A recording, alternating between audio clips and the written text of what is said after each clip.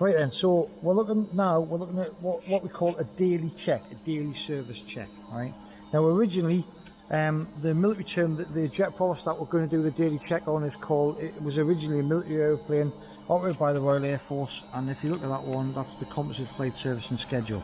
Now, a composite, what it means by composite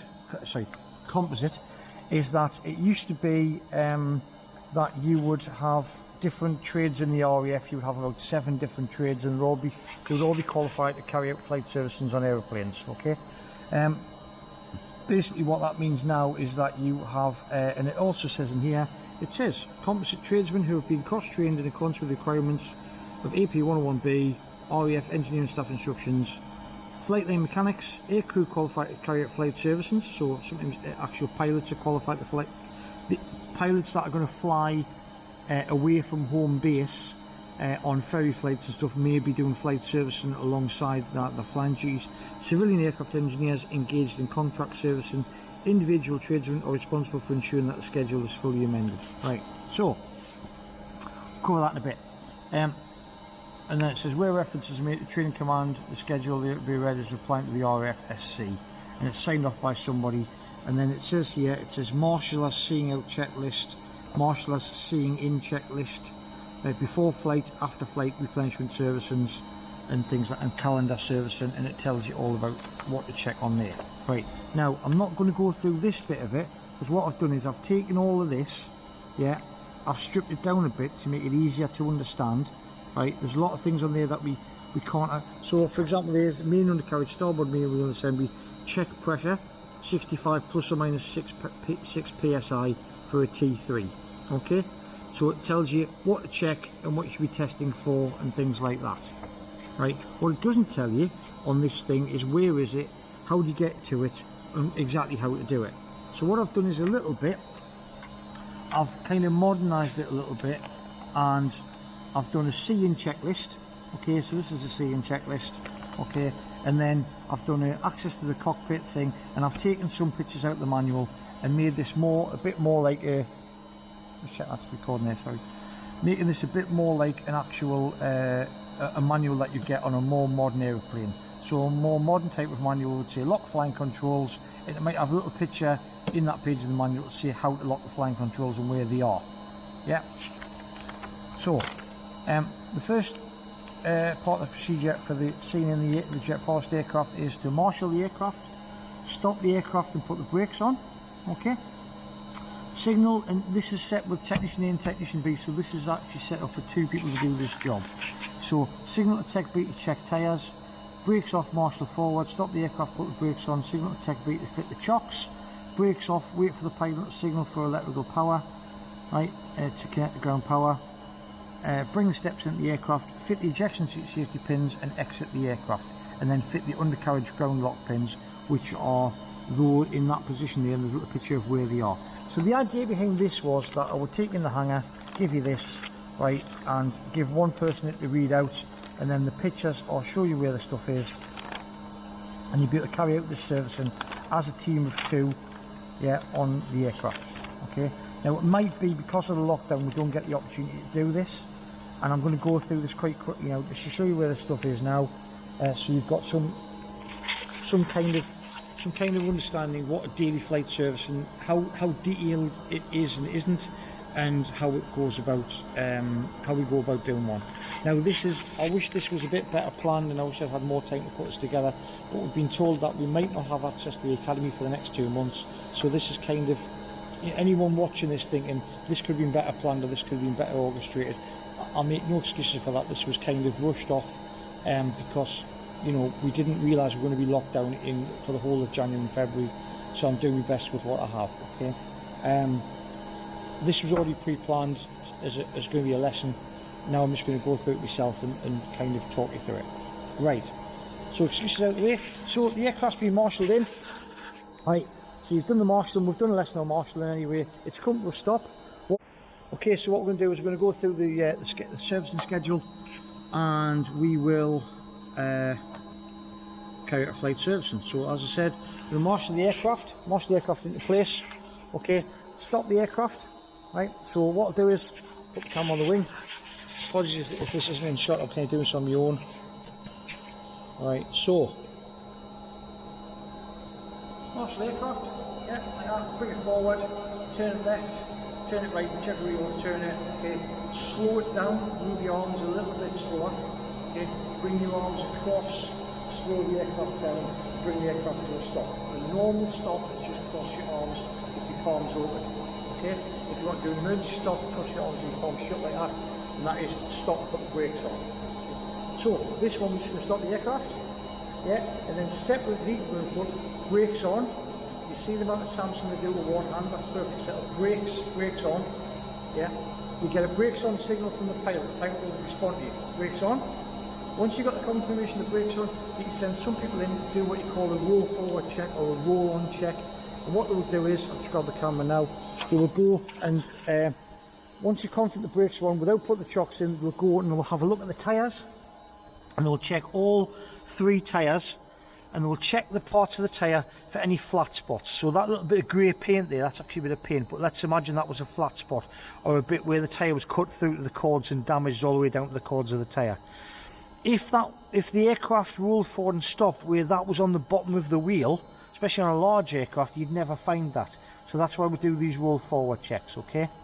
They're not always carried out on all aircraft, right? I know that quite large airliners and stuff, I'm not sure if they do it, or how often they do it, but certainly every aircraft I've worked on, when you saw the aircraft in, you have a look around the tyre, so you have a good look around all the way around the tyre, right? All the bits that you can see, okay, and you just quickly check to see if there's any damage to the sidewalls, but you're mainly checking the bits in the centre, so when the aircraft does roll forward, yeah, and you've got more time to check it as part of the flight servicing, you'll notice any damage. It won't be hidden underneath the bottom of the tyre. Right, so once you've done that, so the signal for that would be, you would go like that, you go check the tyres, the other person, so one person would be marshalling stood at the front, the other person would be waiting for instructions. They would come in, they would do a tyre check, they would then report back after they've done the tyre check okay, yeah. Then the marshaller, so we're going to say Tech A is the marshaller and Tech B is doing the tyre check, okay. So Tech A goes back to the marshalling position, signals to the pilot, okay, brakes off, marshals them forward, 1 or 2 little waves, 1, 2, 3, stop, brakes on. Now, when you stop and brakes on, right, that's the aircraft completely stopped now. Now we can give the signal for chocks in. So stop, brakes on, yeah, and then, I don't know if you can see from how wide angle this camera is, chocks in. Tech A would come back in then, go and get the chocks, would come back in and fit the chocks to the aircraft, leaving a little bit of a gap, because remember, if we're going to put fuel in the aeroplane, once you fuel the aircraft, yeah, that's going to sag down and force this into the chocks. So especially with big heavy aircraft, if you stick the chocks in right next to tyres and wedge them in, then you put the fuel in, the tyres wedge on the chocks and you can't get them out. Okay, so leave a tiny little bit of a gap there. Yeah. Right, now they can check the whole tyres, but we don't need to do that yet. Right, the idea is that we go through the procedure. So once the chocks are in, right, then we don't need the brakes on the aircraft anymore, so we can signal the pilot brakes off. If you want to take the brakes off, you can leave them on depending on the aircraft type. A lot of aircraft, once the chocks are in, you can take the brakes off. We have the pilot signal for electrical power. So some aircraft will be what you call shut down to ground power. Right, so they'll shut the engines down, but they'll leave them powered up. So airliners and things like that, if they're going to bring passengers on and stuff like that, they might not power the whole airplane down. They might just shut the engines down and then switch over to a ground power unit, so they can do all their post-flight checks. They can do their post-flight reports. An A380, for example, has a little flip-down laptop in the cockpit where they can do the kind of any faults on board. They can do the paperwork on that. So you might still want electrical power onto the aircraft. So it might be that some airliners come in and they're never down powered at all. If you're leaving it and the pilot's just going to get out and disappear, then they might power the aircraft down. Okay. So this one, if we're leaving ground power on, what the pilot would say is they would call for ground power. You bring the power set up, right? They would have done the switch checks in the cockpit. Then you undo the power panel. fit ground power, and then the pilot could climb out and then leave the aircraft powered up. Okay, some aircraft it swings around about. Then the pilot would fit the ejection seat safety pins and exit the aircraft. So on the switch checks before, when I accessed the cockpit, on the switch check video, you saw me check for ejection safety pins, and after 7 years of working here, I worked out that there's no storage for 2 of the pins, which was news to me as well. That was a bit, that's a bit weird. Right, anyway, sorry. So they would check the ejection seat safety pins and fit those. The pilot's responsibility would be to do that before they leave the aircraft. Large civvy airliners and stuff, it's also the pilot's responsibility to carry out what you call a post-flight report, right, a PFR. And the post-flight report, or post-flight fault report, that would detail any faults that they found on the aircraft while it was flying. Okay, that will cover that part in the paperwork section. For now, the pilot's got out, there's no faults on the aeroplane, it just needs to be serviced and put back into the air. Okay, I keep using the word serviced. The civvy term would be a 24-hour daily check. So this hasn't been checked for the past 24 hours, so the daily check is due. Okay, right, so next thing to do is lock the flying controls. Okay, so we'll do that in the cockpit. Carry out the switch checks, which is covered in another video, right? And then it says the aircraft is now safe for maintenance. Okay, so we'll say that someone's gone, just to save me a bit of time because I am pushed for time today. We've gone up, we've locked the flying controls, which is this lever here. The flying control lever is in this position in the cockpit down here between the seats, and it looks like that. Okay, you pull that lever down, there's a little latch which keeps it from moving around. Okay, you pull that lever down, sorry, you pull that lever up and it locks the flying controls so it can't move around on the ground. My other video that I made, or the other lesson I did on preparing the aircraft for adverse weather, yeah, that video mentioned internal flying locks instead of external gust locks and things like that. Some aircraft, the flight control systems are locked internally, and that's how we do that on this aeroplane. Okay. Right, then it says, so on a daily service check, Tech A. So it says check port and starboard EJ seat straps, port and starboard ejection seat straps. Check the pressure of the brake accumulator, check the pressure of the main accumulator, and the brake accumulator and the main accumulator on here. It says the brake charging valve is up here. The top one is the gauge for the brake accumulator, the bottom gauge is the main accumulator. Okay, now what an accumulator is, basically an accumulator is, it's a bit like a hydraulic system kind of, well, it stores energy in the hydraulic system a little bit.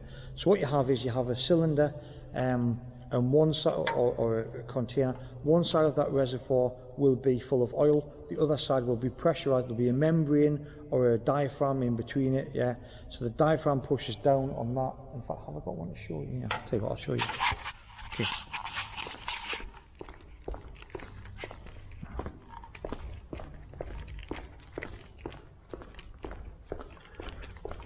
Right, so in Step Rose yard full of junk here, don't have an accumulator, but what we do have is we'll have 2 hydraulic reservoirs. Okay, so these hydraulic reservoirs, see here, right, there's a filler cap there, so you open that up, and inside there's a high and low bit, so that would be where the hydraulic oil sits. Right, now on a reservoir, completely different to an accumulator, right, a reservoir, you have the oils in there.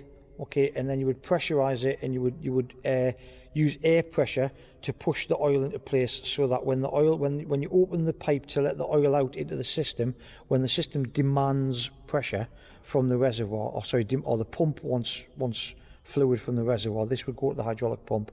Okay, the air pressure would kind of help to shove it out smoothly.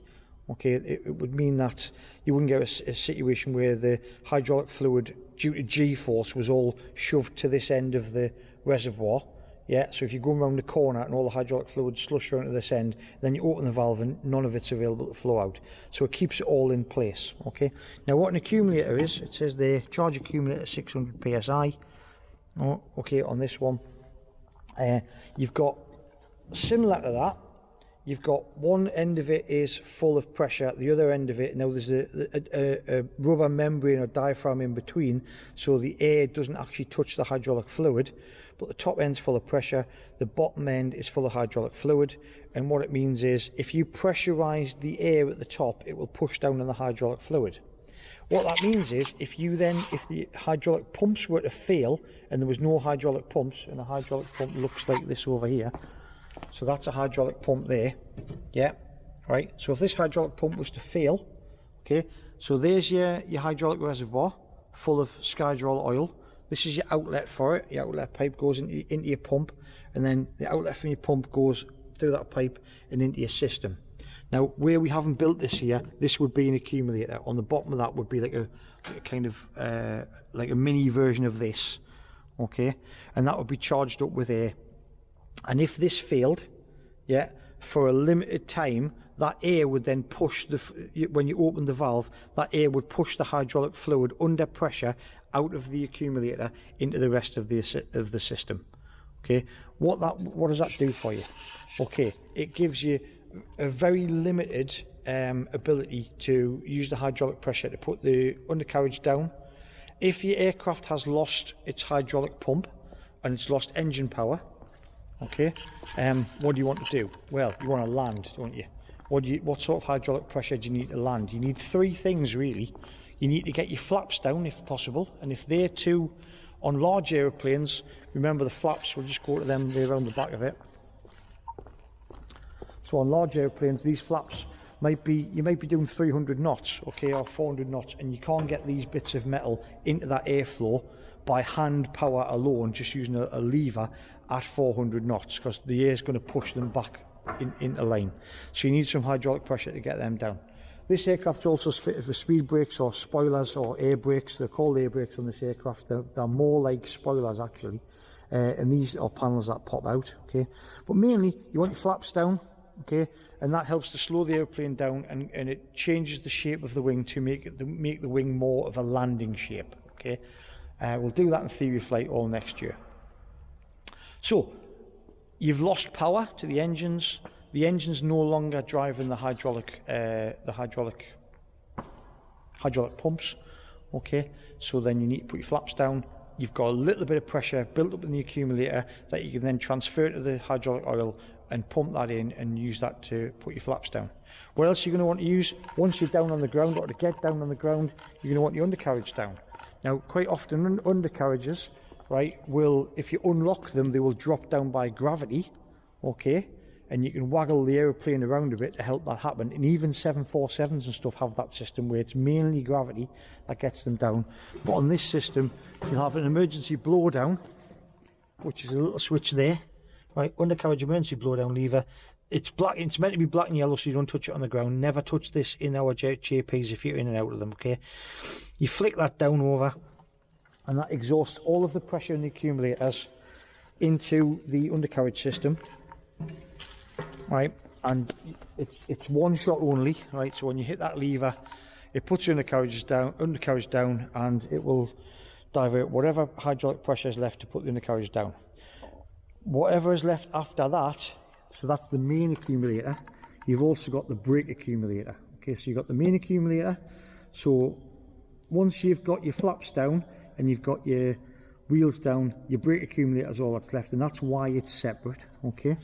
So your brake accumulator does exactly the same thing, and that gives you enough brake pressure if the hydraulic system pump fails. The accumulator reserves enough brake pressure to give you a couple of pumps of the brakes to slow down at the end of the runway just once, okay. So it'll give you enough braking power to do one landing, yeah. Right, so what we're going to do is Tech A is going to get in the cockpit.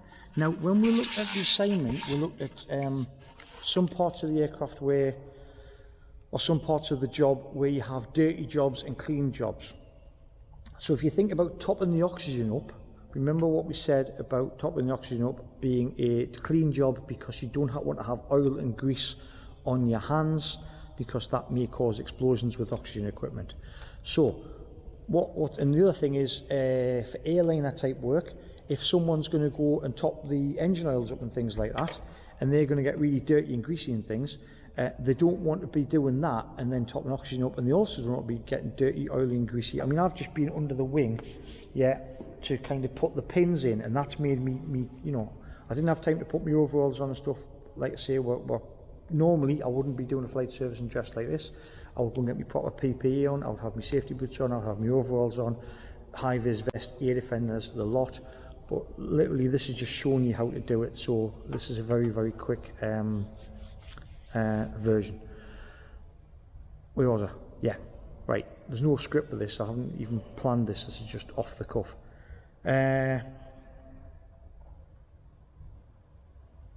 Yeah, so clean jobs and dirty jobs. So your dirty jobs, topping the engine oil up. If you were on an airliner, you wouldn't then want to go and check all the seat straps, because you'd have oily hands, and getting oil onto seat straps and ejection seat straps, or even just lap straps, or the seats themselves, because no one wants to get on an aeroplane and find out there's oily handprints everywhere, looking like it's just been cobbled back together. Okay, you wouldn't sell many tickets on your airline, would you? So people want to sit in nice clean seats, okay, with nice, they don't want oily sort of fingerprints all over the seats. Right, so clean jobs, dirty jobs, think about that when you're writing your assignment up.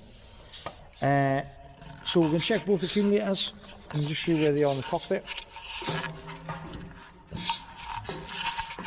And again, when I'm getting in and out of the cockpit, I have already checked twice today the ejection seat safety pins.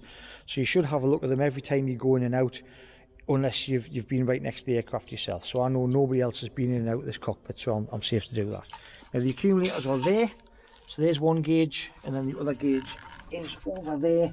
And if you need to top them up, you would take these charging points off here, and you would undo this charging point here, yeah, and you would connect a high pressure gas, and they would be charged up with nitrogen. So you connect the nitrogen bottle to these 2 points here, you just undo them, take them off, connect the nitrogen bottle up, and then top them up via those 2 points. Okay, and that is the main hydraulic accumulator. Initial air pressure 800 psi, operate release valve before checking. Okay, so the release valve, I think, is this one here, like that, and that would release any excess pressure in it, and then you check what's meant to be. And there's a little red line on there at 800 to give you a kind of what would you call that? Well, there's a little red line on there at 800 to check whatever was happening with it. Okay, where am I? Right, so we've done that. So that's above 800. If not, you would top it up. That's above 800. If not, you would top it up. Okay.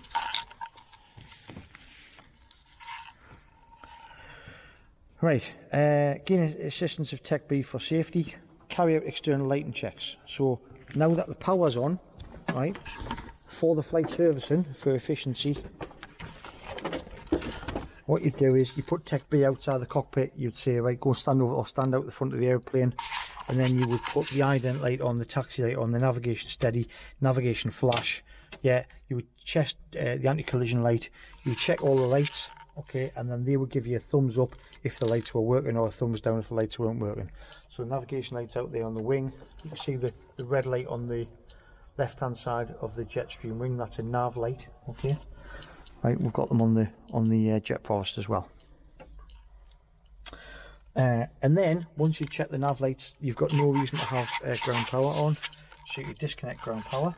Okay, then it says unlock the flying controls and carry out flying control checks. So the flying controls are down here. Sorry, I did skip forward on the video a bit there. It does say check the port and starboard ejection seat straps. Now on this aircraft, these ejection seats are in the worst state you will ever see. Okay, so you wouldn't see this. Now I'm not going to go through how to check ejection seat straps, because it's very unlikely as civil aircraft engineers you'll be working on an aircraft with ejection seats. Okay, the seat straps on a normal aircraft, you would check what you call the go forward lever. So there's a little lever there inside that, and that allows those straps to go forward and back. They're your shoulder straps, what's left of them. Okay, right, they've been undone over the years. These go into a thing called a quick release box, right? And unfortunately, I'm the only person at the academy who's an ex-weapons technician. So everybody else, yeah, putting these things back together is an absolute pain, and these are in sort of the best condition we can get them back together in with the bits we have, but I've never really got the time to do it properly. Just to show you under here, Give us 2 seconds because it's actually stuck. Oh. Right, shoved down here is a thing called a QRB, which is a quick release box. Okay, now when we're talking about on the PowerPoint where it talks about, you remember the thing I said about the Saudi pilot and the Spanish Typhoon that crashed, and I said when they ejected there's a possibility they actually hit the quick release box by accident with his thumb.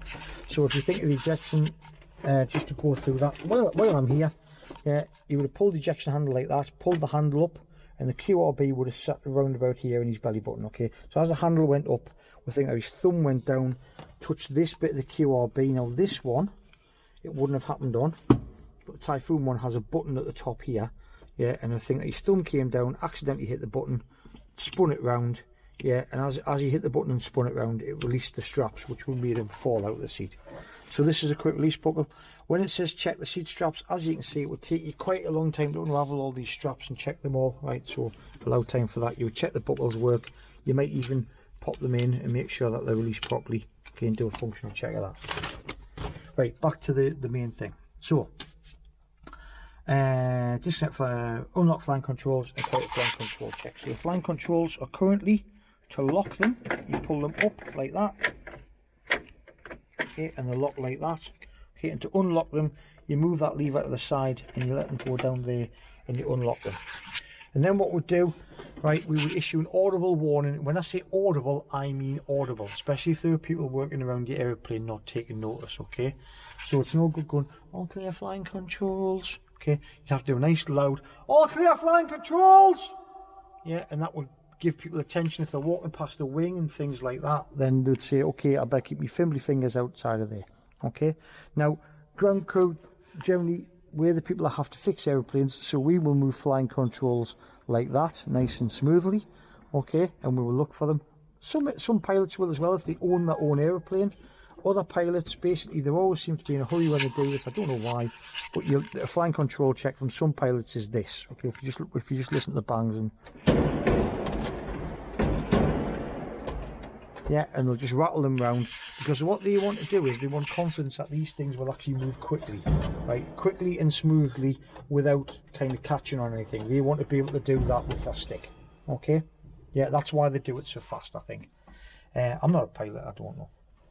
Anyway, so, and what you'll do is when you're doing a ground check of flying controls, so you'll have somebody outside, yeah, so you will slowly move it to the left. That is the aileron coming up. Now you might not be able to see the aileron on your aircraft. Okay, so you might have to have a Tech B stood where that jack is over there, and they will give you a representation whether flying controls are working properly or not. Okay, so you'll do a left, you'll do a right, okay, up and down, and then you check the rudder. Now I can't, so I'm not going to turn up and do this. So point, that should be the rudder. So hopefully the rudder's moving left and right there. Okay, and then we'll do that with the elevators as well. I can't really see. There should be a thing on this camera which got a viewfinder at the front, but I don't know how it works. I only had a quick play with it over Christmas. Right, so you'll check those, then you lock the flying controls again. So we'll put them back to lock. Now to lock the flying controls, you have to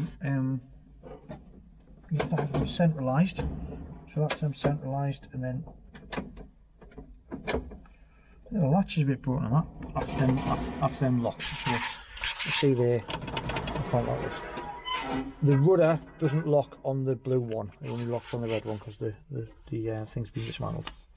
Then it says clean transparencies. Now this is really, really important, okay? So transparencies aren't just the windscreen. As you can see, this windscreen's quite old and it's quite dusty, yeah? So if you look at that, yeah, you see my hand for the dusty bit and the non-dusty bit. So clean transparencies on modern aircraft, these are heated, so they have elements inside them. They're also, the Typhoon for example has a gold film on the inside, so you don't just get any old rag and start wiping it, because you'll ruin that gold film, okay, to keep, and that's to do with its demisting qualities and things like that. Imagine that your car mists up, don't you, when you go through like adverse weather in your car. Imagine your aircraft is like the temperature difference between out here and in here is massive, right? A lot more than it would be in your car. It's minus 56 outside and about plus 10 or plus 15 inside. Yeah, so you've got a huge difference. So the demisting equipment has to be a lot better. The reason transparencies are so important on your flight servicing is that a tiny speck there, yeah, right, if a pilot is flying the airplane, they are looking out for other aircraft. And at 600 miles an hour, an aircraft, if you're doing 600 miles an hour and they're doing 600 miles an hour, right, it goes from a speck to a splat in the split of a second. Okay, so you're looking for little dots out there that are heading towards you, right? If air traffic control might say, oh, you know, we've got someone who's not responding to, who's going to cross your flight path, and they're not responding to instructions. You should be split apart by at least 1,000 feet, so you should be 1,000 feet above or below them. That's not always the case, right? So if you're flying along and you see a speck on the windscreen, you need to know that might be an airplane. So little specks like that, if you're ever wondering why the pilot's getting so picky about the transparencies, because their job's to keep everybody safe, and they need to get rid of all those little dots. So in the heat of the moment, when they've got something going on, they don't look up and see a dot and think it's an airplane. Especially fighter pilots going into combat, because you know those dots aren't IFF transponding. That might be an enemy aircraft. All right, getting dramatic. Going back to my military roots, I know, but even for civvy pilots, you know, little Cessnas and things like that, they've got to keep their eyes peeled for gliders, hang gliders, drones, yeah, all sorts of stuff that could take their aircraft out. Yeah, if a little spuggy could fly down your intake and take your aircraft out, a drone can damage it as well. Yeah, right. Okay, so you clean transparencies. Transparencies doesn't just mean the windows.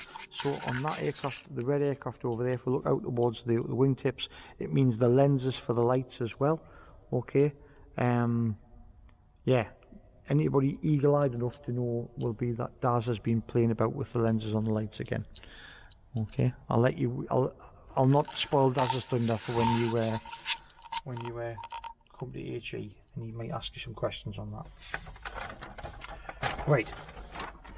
Carry out an external visual inspection of the aircraft, excluding the jet pipe main intakes and undercarriage bays. So the intakes, undercarriage bays and the jet pipe, they are for Tech B to do, because they will be slightly more dirty areas. So Tech A has got the clean job for today, right? And then it says open the avionic bay and carry out a general visual inspection of the avionic bay, close the avionic bay and close the canopy. Okay, so Tech A.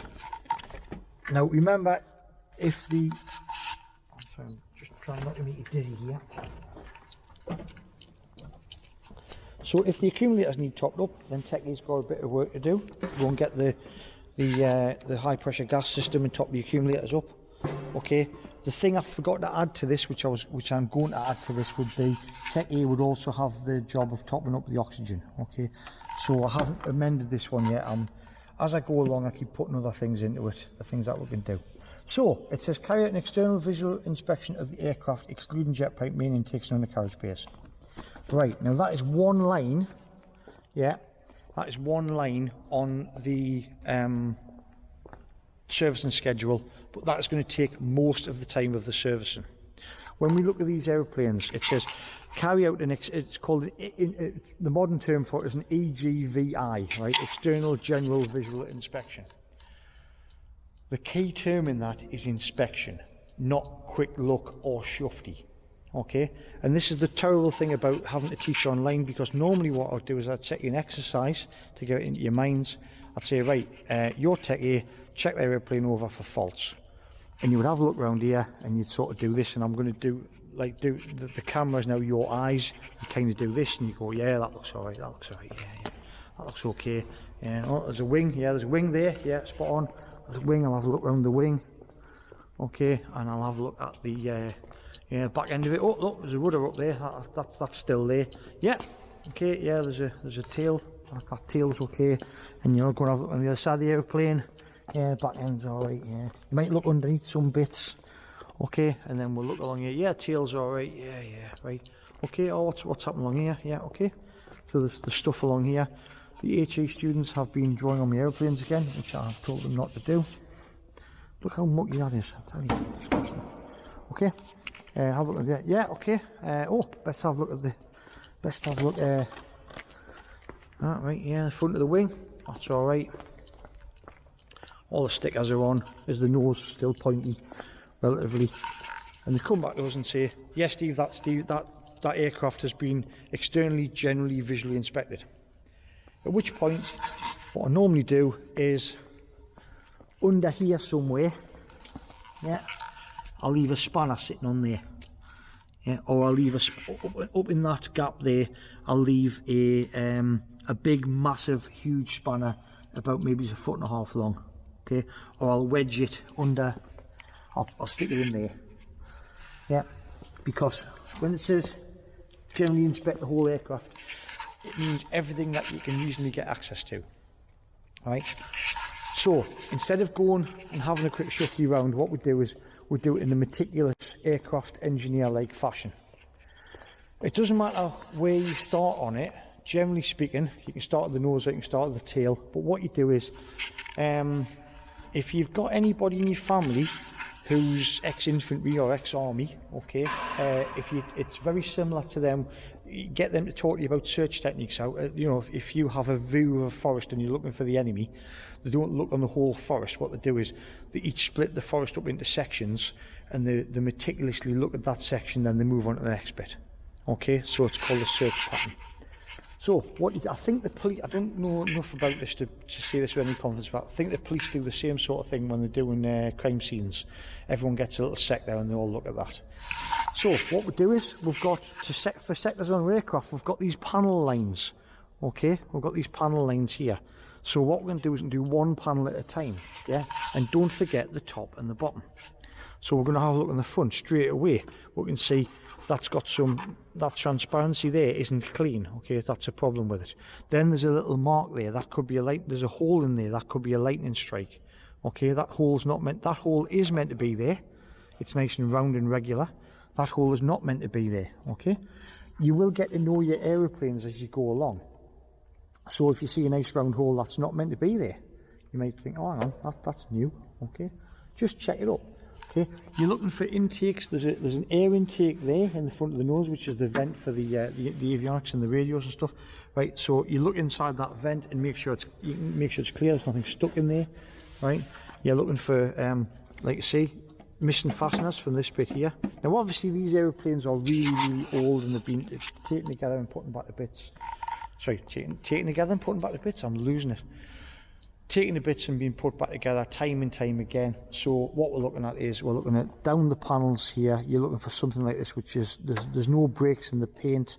Yeah, all the fasteners are there, right, and they don't look like they're damaged at all. Okay, if you saw anything like that in a real aeroplane where you've got all these fasteners, I mean all these fasteners are in and there's lots of damage around the fasteners because they've been taken off, you know, that wouldn't specifically ground an aeroplane, but you might have to make a note in what you call a husbandry log, but we'll come into that later on. Right, so we're checking the whole panel of the aircraft. Okay, there's three fasteners meant to be in there, there's 3 fasteners there. We would do it meticulously. Start at the front and we go up and down and follow this panel line, and then we move to the next panel and then follow the panel line down. Yeah, and we go up and down the aircraft on the side of it, all the way up and down with our eyes. So if I use my finger where my eyes are looking now, I'll tell you what, we'll do the wing. Okay, so I'm looking at the wing now. If you look at that, right, what I do is I go all the way along, yeah, and then back over, and I'll do a search pattern along the wing and go like that. Yeah, and obviously big areas like this with no rivets in them, you've got the rivet line along there. So what you do is you go along like that and backwards and forwards across the wing. Wings generally, right, another way of doing it is doing leading edge first. So you go along the leading edge and you look all the way along the leading edge for damage, and you see these lines of rivets, and then you come along the other rivet line and you do that, yeah, and backwards and forwards, and you do the top surface all the way along and all the way back along, yeah, nice and slowly and methodically, and you're looking for stuff that is going wrong. You are effectively saving lives with your eyes. Okay, oh look, that's a bit loose there, that's sticking out, that's wrong. I mean, that whole cover's missing, that's another thing. But you know, don't forget that, you know, that's the other thing, noticing the obvious things. Yeah, people go, oh yeah, under this wing's great, there's a big hole there, there's a panel missing. Right, there's a hole in it that's not meant to be there. Okay, So don't forget the obvious things as well. Wash me trousers again. Okay, so under the wings, so because the students work under the wings a lot doing the tension checks and stuff, this panel quite often, yeah, so there's a loose panel there, yeah, so those fasteners aren't the right way around, they haven't been put back together properly. Okay, so that panel could flap loose, right? This panel, yeah, correctly fitted, but it's got a missing fastener, right? So all of these things, now you shouldn't see on a real aeroplane, right, you wouldn't see missing fasteners like that as much as you see on this aircraft, because this is used for training and lots of them have been missing for quite a long time. Okay, but that's what you're looking for, right? Other things on an external visual inspection then, so you're looking at panels, rivets being pulled out, so rivets where you know you can see a black line around them, so the rivet looks like it's actually rattling loose. That's what you're looking for. What else are you looking for? So on the undercarriage, so the steel structure of the undercarriage, or the wheels and stuff, you're looking at the tyres, the inspection of the tyres, that the locking pins are fitted to them. You're also looking at the undercarriage pins and making sure that all of these are, there's no, on the fescalized portion, you're looking for evidence of leaks on that. So this one, probably, you know, you'd be looking at saying that one's okay, but if there was red hydraulic fluid leaking down here, and especially evidence of leaks on the ground as well, under the aircraft, fresh leaks, right?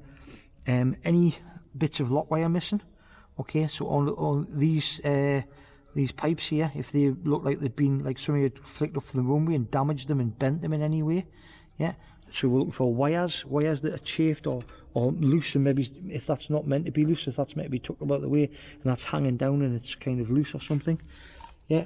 Now you're not going up into the aircraft and doing a full inspection of the structure and all these wiring and checking the whole aeroplane over. So the level of detail that you're doing is you're looking outside of the aeroplane and you're looking for anything majorly wrong, okay? Bits missing, lumps, bumps, dents, scratches, evidence of leaks, things like that. Yeah, that's had a good, someone's rammed into that, or someone's been jammed into that and damaged it, okay? That would affect the flight performance and safety of the aeroplane.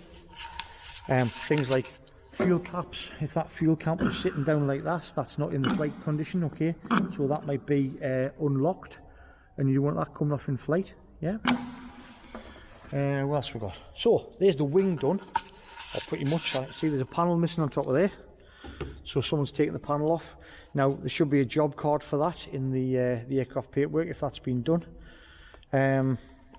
Fasteners that are there, but actually it's meant to be that way around, that's locked, and that way is actually unlocked and it would come loose in flight, okay? So if they were all like that and then someone's just shut it and left it, that could flap around in flight. If that flaps around in flight, yeah, it could come off, and if it's in front of the engine intakes, it could go down the intakes and take the aircraft out.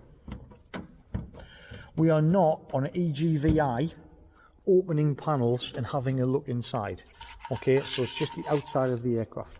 On the fuselage, you've got the rivet holes here, so you look along make sure all these latches are fastened down, and as far as you can see, you're looking all the way along there, right? And you're checking the aircraft to make sure that all of the fasteners are fitted, right? So on the fuselage, I would move from the wing. Once I'd done the wing, I'd look along the fuselage very slowly, following my finger like that, okay, and then making sure that's clean and there's nothing stuck in there, yeah.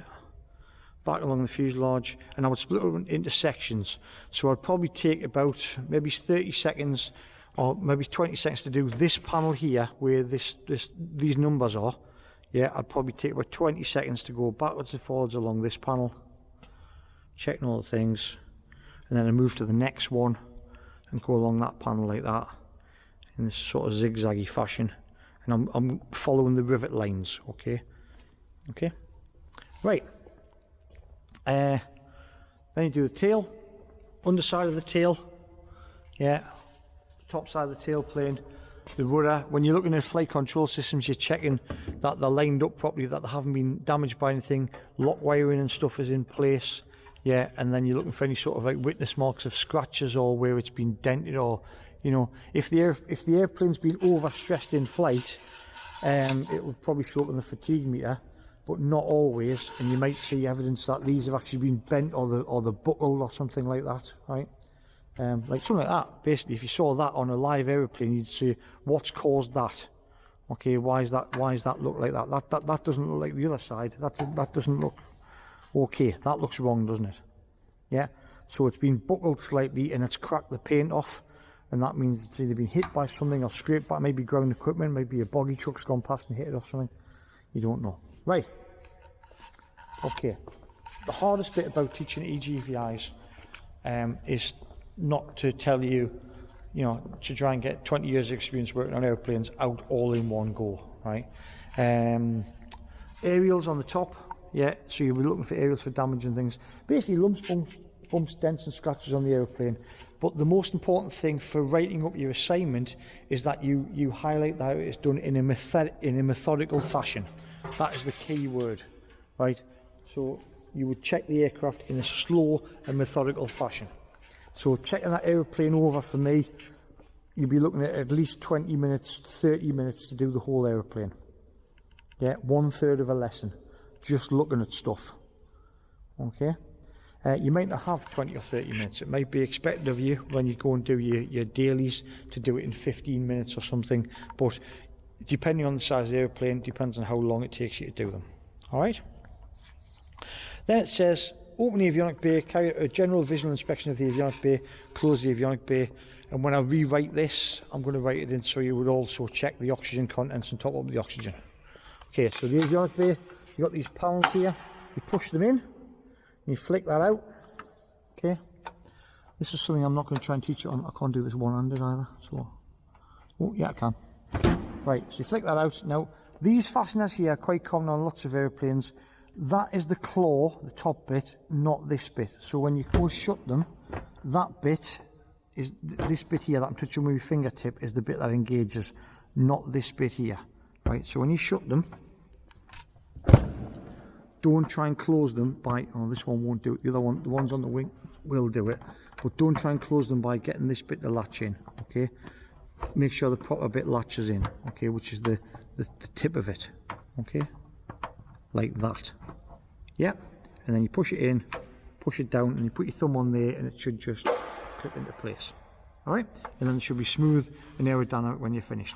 They are slightly adjustable if they're too tight or too slack by adjusting them like that. Just try and, yeah, so you can spin them around and adjust them. This one's locked in place because it's got a split pin to stop it being adjusted.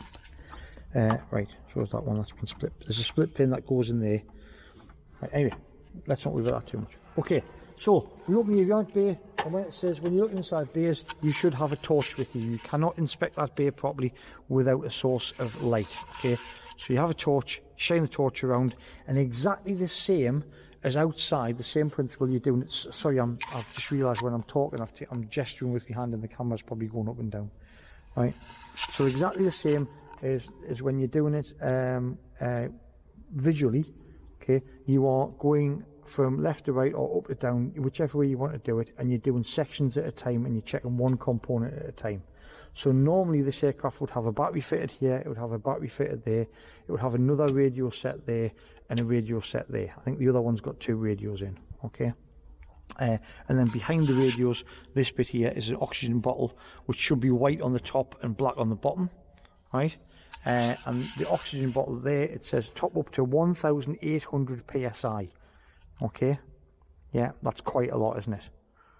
Right, 1,800 psi is a massive amount of pressure, and you've got finger tight. It says off and finger tight, so you turn the oxygen off, right, and then you just turn it that way, finger tight to top it up. Let's have a look. And it says on there, oxygen, use no oil.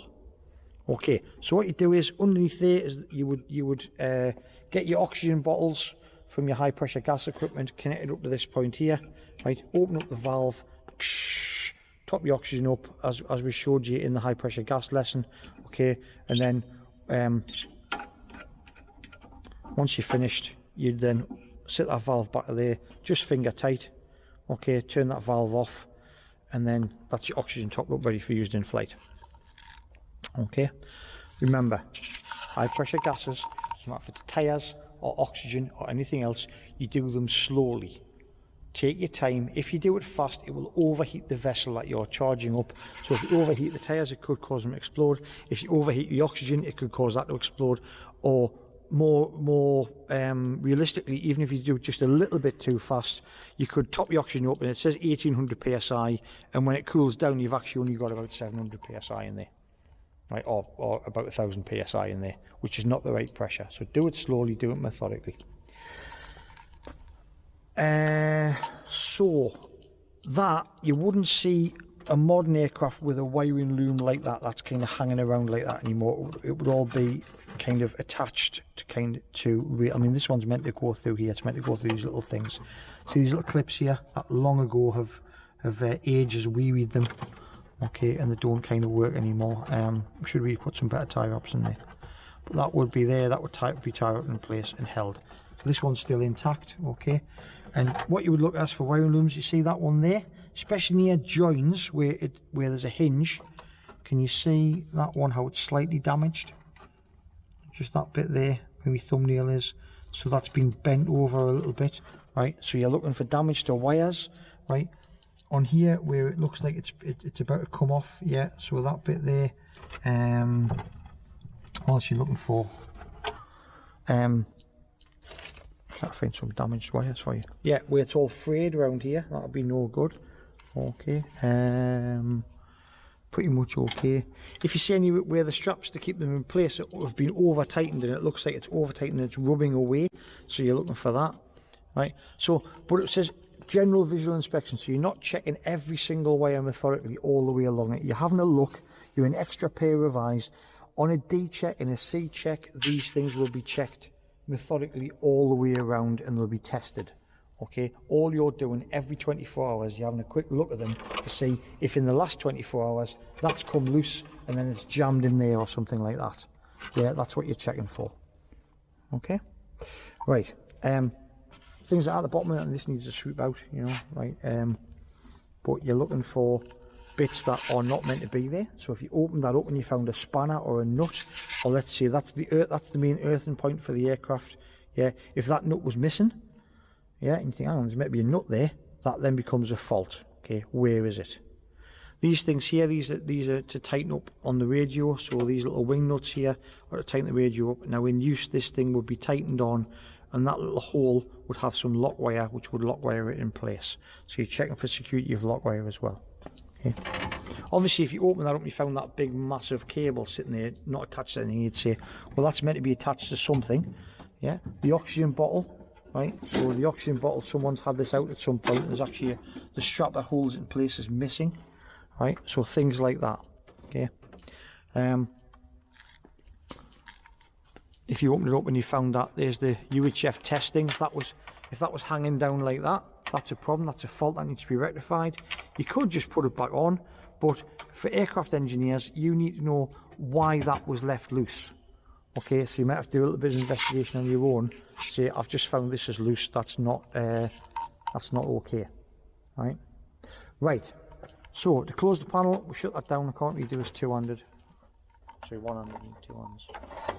So you pull that bit out of the way, and then that'll shut it. As we close it, we don't jam any wires, so this wire hangs down all the time. I need to fix it one of these days. I'll get around to it. Okay, so make sure you're not jamming any wires. Close the panel, and it's our responsibility if we're carrying out a flight servicing or a daily check. If that panel was opened on the daily check, it is your responsibility to ensure that it's shut properly, okay, and left in a closed condition. It is also your responsibility, any panel that you open, to have a quick look round and make sure that there's nothing untoward, nothing bad in that. So if you open that and you find there's bits missing, or that's cracked, or that pin's bent or something, then you report it straight away. Okay, you don't just go, oh, that's nothing to do with me, yeah, I'm going home, I thought this was a fish shop. Okay, so you don't get to do that. Right, now on the EGVI as well, when we did the walk around checks on the tyres, I'm just checking myself for time here because I'm going to be out of here.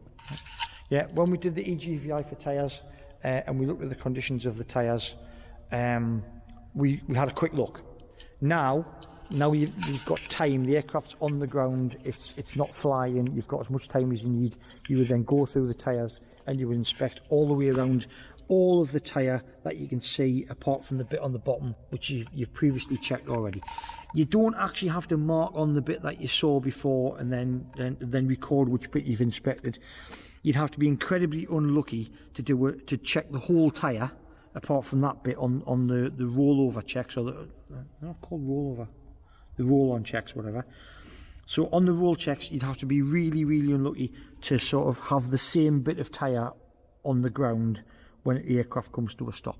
Okay, so have a look over all the tyres, make sure they're okay, the wheels and struts as well. Right, now that takes us to the dirty jobs, or the dirtier jobs. And then it says close the canopy, so you just roll the canopy closed. Daily service check, Tech B. During Tech B tasks, prepared to assist Tech A with safety supervision. Okay, open starboard right hand engine bay door, check oil level within 15 minutes of engine shutdown. Okay, and there, if you zoom in on that, it says, fuel system test points, don't need to worry about that bit. It says the hydraulic reservoir filling point is on this side, okay, and the engine oil is on the other side. So it actually says hydraulics is on this side. You sure where the engine oil is? No, but it says oil tank dipstick and filling point is on the top of there. Okay, so we'll look for the engine oil and we'll look for the hydraulic oil. And it says check engine oil within 15 minutes of engine shutdown. Engine oil should be more than 7 pints. Okay, carry out a general visual inspection of the starboard right hand engine bay. Close the starboard right hand engine bay door. So starboard is the other side, this side, right? Carry out a visual inspection of starboard right hand intake. Carry out a visual inspection of starboard right hand main wheel tyre. Carry out a visual inspection of starboard right hand main undercarriage bay. Carry out right hand oleo extensions between 120 and 180 millimeters. So this is the one thing you need a tool for. And in between the anti-rotation link, the fescalized portion on that X should be between 120 and 180 millimeters, and that tells you that the undercarriage hasn't collapsed when it's landed. All right. Then it says carry out visual inspection of nose wheel tyre, check nose undercarriage extension, so we'll check the nose undercarriage extension as well, right? And then once we've done that and we're to the nose wheel, you then check the left hand side of the aircraft, and it's left hand intake, left hand main tyre, left hand undercarriage bay, left hand oleo extension, left hand breakaway protrusion. Yeah, I've made a mistake. So it doesn't say check the right hand breakaway protrusion. Yeah, so left hand breakaway protrusion is plus 3 millimeters, and then left hand engine bay door, check hydraulic fluid level, which is on the left hand side, check port, visual inspection of port left hand engine bay, and close port engine bay door. So, and then it says carry out visual inspection of jet pipe, check aircraft fuel contents and replenish as required for next flight. So all in a oneer. What we're going to do now is we're going to do the left hand side of the airplane, sorry, the right hand side of the airplane, which is over here, followed by the left hand side of the airplane. Right. And I'm going to try and not get myself too mucky. That's still recording. Yeah. So the first thing we're going for is engine oil, okay, and a general inspection of the engine compartment. So for that we need to go on top of the wing, right? And then we're going to do the starboard right hand intake, the main wheel tyre, the undercarriage bay, the oleo extension. So for the undercarriage bay we're going to need a torch. So if we're doing flight servicing, we're going to need a ruler and we need a torch, and we don't have time at the minute because I am running really short of time to go through tool inspections and tool checks. So for now I'm just going to get the tools out that I need, okay? Right, but for now we don't need any tools to do the engine inspection other than a torch. And we would generally, I bet you these aren't working. What is?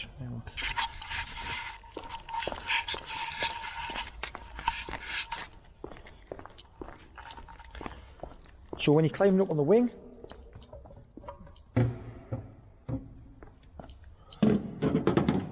there's a handle up there to put your hand in.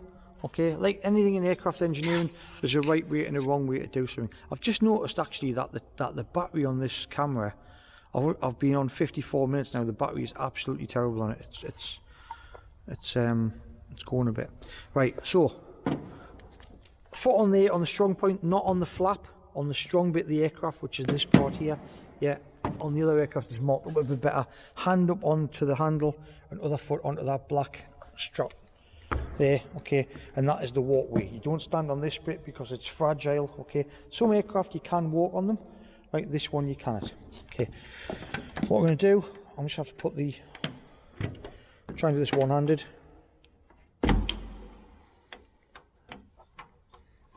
Not going to work.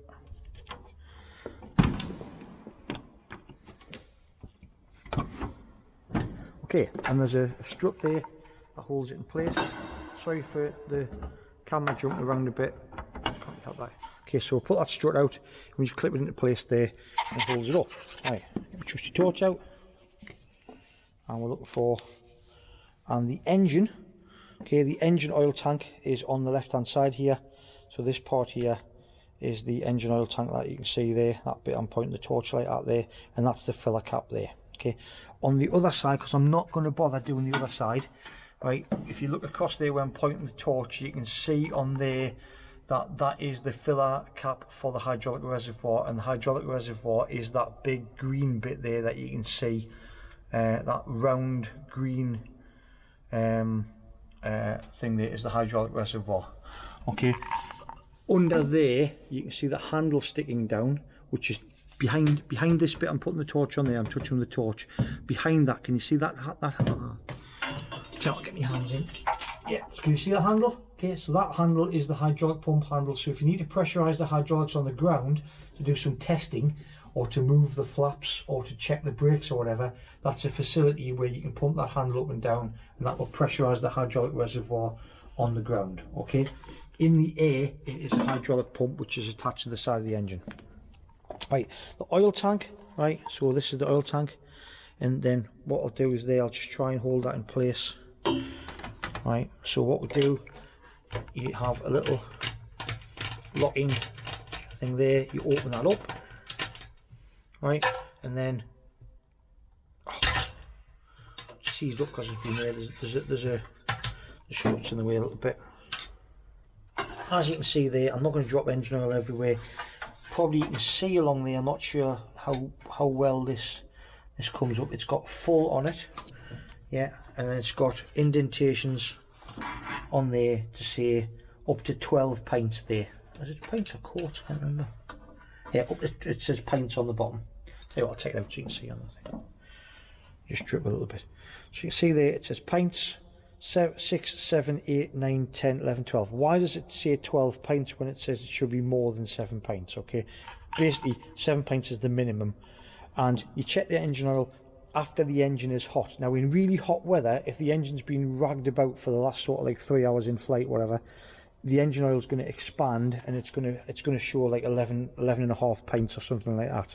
If it's really cold and the aircraft's been standing for a while, the aircraft might show less than 7 pints. That's why it says that you must check the engine oil within 15 minutes of the engine shutting down. So the engine oil on this aircraft needs to be checked when it's warm. I will stop shaking the camera because what I do is when I'm trying to emphasize things, I go, this is how you check the engine oil, and you're probably all going to get seasick when you watch the video. Okay, so when you put the oil back in, there's a little drip tray around here, try not to drop it everywhere. And as you can see, that engine oil is quite basically see-through. It's very difficult to see on the camera. The oil level there is 7, just on the 7 pint mark there, so that's 6, 7, or it's on the 8 pint mark there. Right, that's the oil level on that. You'd wipe it, put it back in, check it again. And this actually, it just sits in there, right? There's a seal all the way around it, and then you tighten it down with this facility here, where just move it to that bit there, and then there's just like you tighten that in there, and it clicks a little bit until it's well and truly shut and can't rattle loose. Okay, now I don't think they're actually lock wired in place. The hydraulic reservoir on the top of there, yeah, the first lock wiring you ever do in the RAF is you lock wire that cap shut, and you can see around the outside, you can see all the holes in the outside of it where it's all like being pulled through and all that. That's where people have lock wired that cap for probably the past 50 years. Every technician in the RAF had to learn how to do that. So, and for those that don't know what lock wiring is, if you look on the cap of there, all of these wires, all of these bolts are lock wired together. That is lock wired onto there, right? So that if these bolts come loose, they don't come all the way loose. It just pulls the lock wire tight and it stops them coming loose. Okay. Yeah, we will do lock wiring in a different lesson. So as you can see, there's an awful amount of lock wiring. If I just shine the if you look where the light is, there's lock wiring everywhere you can see on this engine. Okay. Yeah, actually I won't shine that because the light actually means you can't see it. So I'll just point with my finger. 2 seconds. 3 sets of hands for doing this. Yeah, so there's lock wire here. There's lock wire here. Everything's lock wired together. Okay, and that's because aircraft, and especially aircraft engines and especially jet engines, vibrate like billy-o. Okay, and I think when things vibrate they come loose, so we need to make sure they're not loose. Right. Okay, general inspections of engine bays. First thing you're looking at the bottom of the engine bay to see if it's full of oil or there's anything dropped off or there's any FOD in there. So as you can see, there's a fair bit of gap. If I put the torch in there, there's a fair bit of gap in this aeroplane. Look, there's the engine, right, that bit there, and then there's a huge gap between here and the outside of the aeroplane, right? Loads and loads of space. Tiny engine, big aeroplane, or relatively wide aeroplane. Reason for that, I don't know, you ask the designers, okay, but basically to make the structure of the aeroplane, you put the engine in, yeah, and you need to have the intakes far enough out of the fuselage and all other sorts of design factors. But you know, quite often on a modern aircraft, you might not see as much space. This will probably be all engine. Okay. Anyway, a fair bit of space down the back of there, so you can see there's a big gap down there. There's huge gaps, right? And all of these gaps, you need to make sure that in those gaps they are not full of oil. Yeah, and if you look down the back of the jet pipe, you'll see how much space is actually in the aeroplane. Yeah, so there's quite a lot of space inside the aeroplane structure. Yeah, big jet pipe down the middle. Right, quite a lot of space. Right, now on a flight servicing, you're not getting your head in here and inspecting inside this aircraft. Right, all the little struts and stuff in there. You don't need to do that, because if nobody touches that for like 6 months, no one goes in there, right, there shouldn't be any problem with it. Okay, so what you're doing is you're inspecting the engines, because if the engines are getting opened up and checked every flight and the oil's getting topped up and things like that, people could drop spanners in, things could come loose, the engines are vibrating, so the bits that are important to check are the things that get checked all the time. Right, all the components of the engine, what you're doing is, and again, you're being methodical. You're starting at one end with a torchlight and you are following it backwards and forwards, and you're looking for loose wires, loose fuel lines. Okay, so you've got fuel on here, you've got oil lines and fuel lines, sometimes air lines as well, or air pipes, but mainly it's oil or fuel. Or right, and then round about there, that bit, this spray area here with the little holes in, that's part of the engine fire extinguishing system. So that pipe there's the fire extinguishing system. You check that's not dented. You're looking for control rods. So that green rod there, in fact these two, right, if I was to move the throttles backwards and forwards, these would move backwards and forwards. In fact, I'd actually move it from there. Yeah, so that's actually the throttle moving backwards. Right, so if you move the throttle backwards and forwards, that's the throttle. Nothing more complicated than that. Alright, you make sure that they're not bent or trapped or anything. Right, nothing's missing. And as well as that, you also look for burn marks. So if it looks like any evidence of fire whatsoever, so if all of this bit around here, this joint where the casings join, was all burnt and charred, right, that's an indication that the engine's about to fail. And you're also looking in the bottom there, so it looks a little bit wet in there, a little bit of oil's gone down there.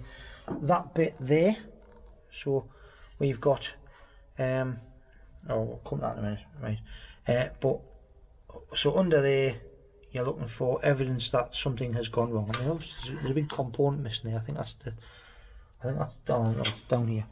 The HE I use when I talk about them, which are the high energy igniter units, they fit down in this area here on those 3 bolts, just for future reference. And this stuff here, this little wire here, that I'm pointing my torch at now, I'm pointing hands at it.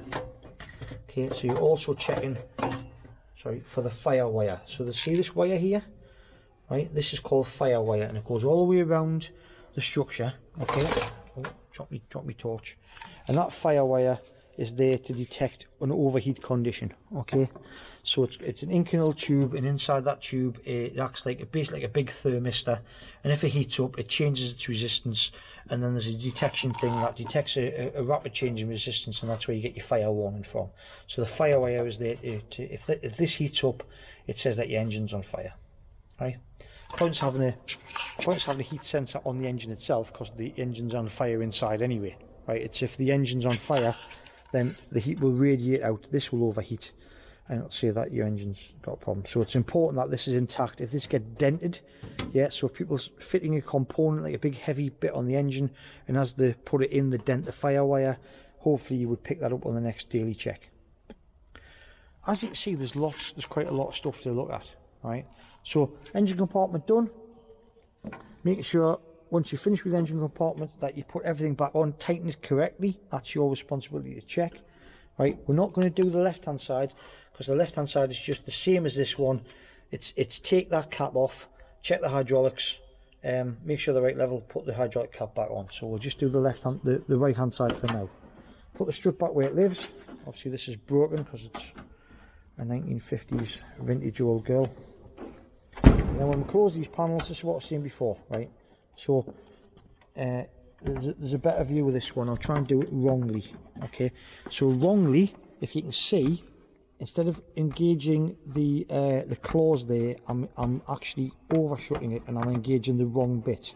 So you see, I'm actually trying to lever it on the wrong part, yeah, which is this part here, right? So you want to put the claws in, not the edges, use the actual claws, right? Claw, edge, right? So not the edges, use the claws. Some of them quite tight.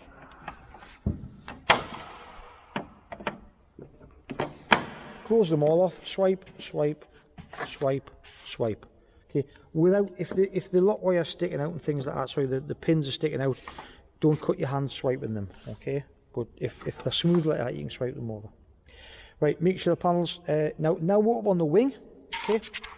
So your EGVI, which was being carried out by the other tradesman, said to check the whole airplane. It may be that they have to get up on the wing and check the top surface as well.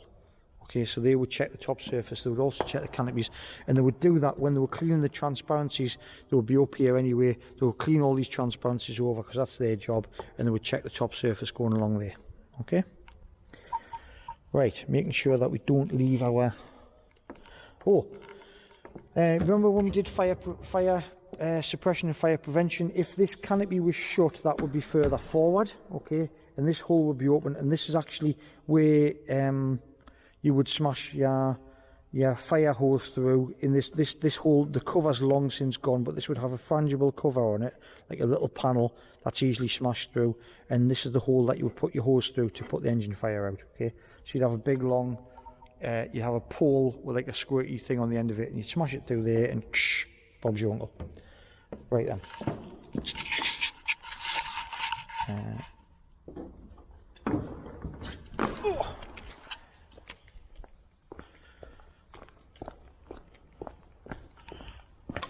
Right, so I'm not going to go through an EGVI of the undercarriage bay. It says on the schedule, it says to do starboard right engine bay door, close the engine bay door, carry out a visual inspection of the starboard right hand intake. Then it says do the tyre and the undercarriage bay and the oleo extension. So intakes, I would like to have done this on HE, right, to inspecting engines. Okay, what you do is you go around the engine and you look around all parts of the engine methodically. Right, now this thing, you can't see the compressor blades, you're hidden behind there. Right, so you're not checking the engine, you're just checking the intake. Okay, and you're looking for any damage, any evidence. What you're looking for bird strike damage, any evidence of feathers, any blood, anything like that a bird's gone in the engine. Because if that happens and you're using a torch, even in daylight, you will still use a torch. Okay, right way around the intake like that, and you're inspecting that. Right, have we got any? Oh, I'll tell you what, we have got an engine with compressor blades. Right. So with a larger engine, I'm not going to go next door to HE, okay, and inspect that engine. But if your aircraft did have an engine like this, and you could see the compressor face. You are just inspecting as far along that engine as you can see. So obviously the cover of this one's off, so it's a bit lighter in there than it would normally be. That's more realistic. And as you can see, someone's left a little bit of paper in there. That's not good. Right, some lazy tow rag. So they put who can't use a bin.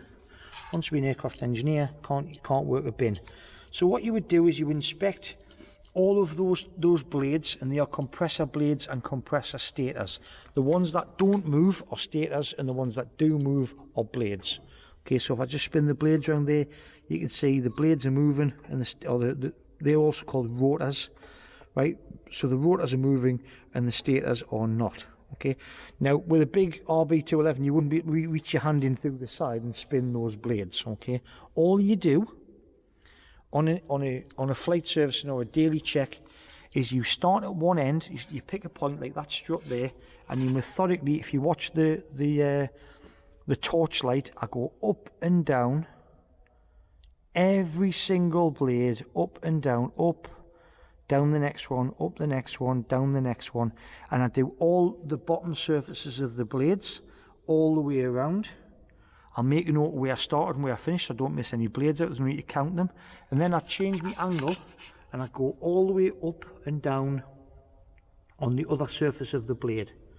Okay, so just to point there, I'm checking this surface and I go all the way around there, and then I'll change my angle and I check the bottom surface as well.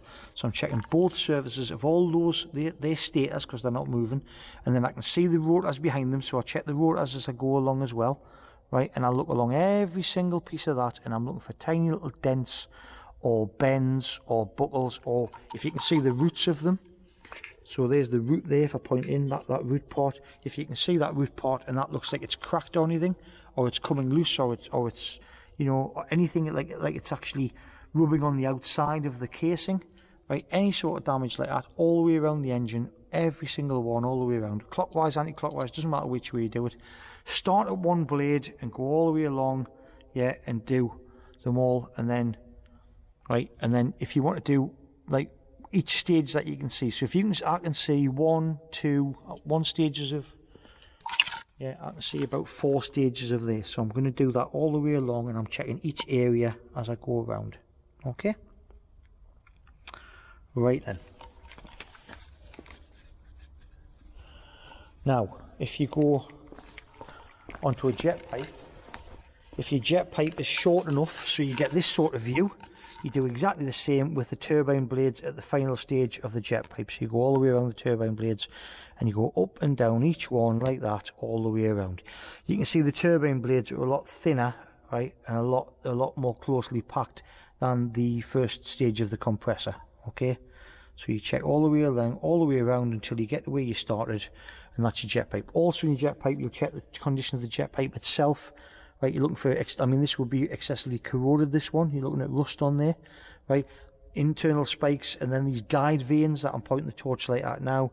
See if they're bent, right? And as well as that, any evidence of bird strikes, okay? It's unlikely that a bird would get this far into the engine, but you never know, right? So when you check the first lot of it, you're checking for damage, bits of feathers and stuff. This is what it looks like inside, okay? And as you can see, I'll just turn the torch off and use my finger for a minute. The compressor blades go from big wide ones, smaller and smaller and smaller and smaller and smaller and smaller, right, and actually change direction sometimes. The stators aren't shown here because the stators are actually, well, you can see them there. They're the stators, okay. So you've got a rotor and a stator and a rotor and a stator. The stators go in the opposite way to the rotors, and that squeezes the air and compresses it between us, okay. Obviously, I'm not going to go into how a gas turbine engine works at the moment because that's all Sid's bag next year. He'll tell you all about why. So you've got a big gap and you've got a small gap, and that compresses the air. Okay, and then we squirt some fuel in, we make it go bang, and then as it goes out the end, we get it to spin a turbine, and the turbine is connected to these blades here. So when this spins, the turbine spins. Now, actually, I'm just going to test something. I don't think this will work because if it's a free power turbine, it won't work. Spinning that. Can't see it. Oh yeah, it does. Yeah. So that's physically connected to the turbine. I'll keep it spinning. Now this is very dangerous because you can cut your hands easily doing this. Okay, so I'll spin it with a bit of force, and then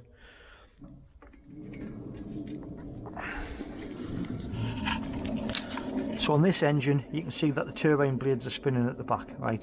Some engines, helicopters and things like that, the turbine isn't directly connected mechanically to the compressor. Okay, on this one it is, because it's a very small engine, but that's not the case all the time. Basically, that's Sid's unit next year. That's a little bit of an intro to that. Right, so for aircraft maintenance, all you need to know is it knackered? Has it got bits missing? Right, is there half an owl? Right, obviously some messenger from Hogwarts is wedged into the engine. All right, right. So all that's left on with daily check. We'll check the engine oils, we'll check the hydraulic, well, we're going to check the hydraulics on the right hand side. It then says check the intakes, then do an inspection of the undercarriage bay. So we're looking for leaking fluid, as I've already mentioned this, right? Leaking fluid, right? So you see that there? That would be evidence of a hydraulic leak, okay? In the undercarriage, and then we're checking the oleo extension. So that shiny bit there that you can see I'm pointing the torch at, you get a ruler and you would measure that from there to there, see how big it is, and if it's between 120 and 180 it would be within limits. If it was less than that, it says that the undercarriage would need topped up with air, or it may have had a hard landing and things like that that were covered in abnormal occurrences. Okay, so if it's had a hard landing, you should have a pre-notice of that, right? As well as that, if you're looking for leaking brake fluid, you can see some leaking brake fluid there, that will be evidence that you'd have to flag up, right? And you get that fixed, okay? If you saw brake fluid like that on a real aeroplane leaking off the brakes, you would not let it go flying, all right? Or a puddle of hydraulic fluid like that under the aeroplane just after it had landed, it's not going anywhere. You'd also look up in the undercarriage bay, right, and you're looking for any evidence that any stones, right, have come up when the aircraft's landed and damaged these pipes and things like that. So you'd have a good look around with a torch, all of the wires, all of the pipes and things. Yeah, your weight on wheel switches, which are these things here. So that there's a weight on wheel switch. Okay, make sure that one currently that's not made. Okay, so when the weight is on the wheel, it should actually make it like that. Or is it the way around? I can't remember. No, actually that's incorrectly set. That should be on. Right, anyway, so like I say, these things have been to bits and together so many times you wouldn't know where you're going with them. Stood up too quick, head rush.